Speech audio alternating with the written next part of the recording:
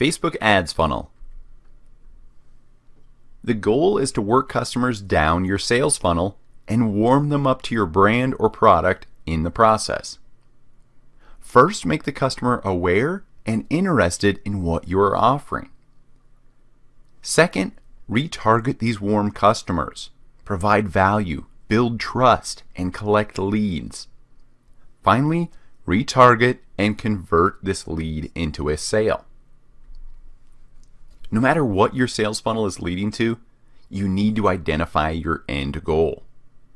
This can be signing up for a newsletter or a webinar, selling a service or a physical product, growing your email list, increasing your website traffic, or even promoting an event. Not many people go from zero to sale instantly, so you need to warm the user up first and build an online relationship with them by building your brand awareness and sharing your products and service benefits with them. Once they're aware of your brand, continue to provide value for free. For example, we offer a free marketing course in order to capture leads. Which leads me to my next one, capturing leads via your lead magnet or giveaway. The lead can simply be a user who visited your website and lives in your Facebook custom audience, which you can retarget in future ads. Or the lead can be an email address, which you can contact, upsell, and remarket to again and again. Finally, retargeting this lead to convert into a sale, or whatever your goal is.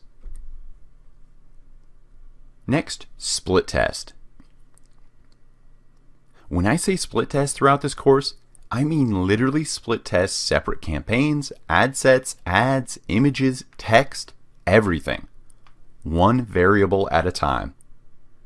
Remember biology class in high school? To test any hypothesis, you need to compare a single variable, the test group, versus another single variable, the control group. Then you can view the results and see which variation worked more in your favor. So for Facebook ads, this means optimizing for your key metric, such as lowest cost per lead, lowest cost per click, most conversions, and so on. So you want to split test everything.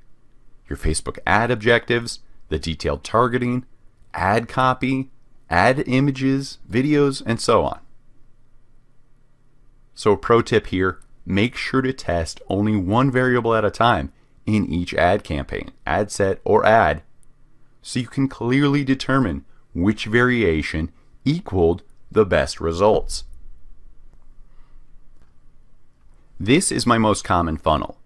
You can add steps as you like to further optimize your own funnel. Typically, you should have multiple funnels and lead capture pages and offers that you can split test to see what your customers prefer. So typically at the top of funnel, I have a Facebook ad that directs people to my free valuable content on my website. Next, I will retarget this warm website visitor audience with a free opt-in offer, like my free course. Then I'll send the thank you email along with that free item to this new opted-in user. Then I'll set up a drip email campaign that provides further free value, such as another blog post, another video. I'm building that trust and rapport. Finally, I will email and create a retargeting Facebook campaign of this opted-in list with the paid offer, my paid course, or my paid services. See how the relationship has been built as the customer works down this funnel? We're working them from cold to warm to hot. You can continue taking this course and access all of our Coursenvy courses at modmba.com.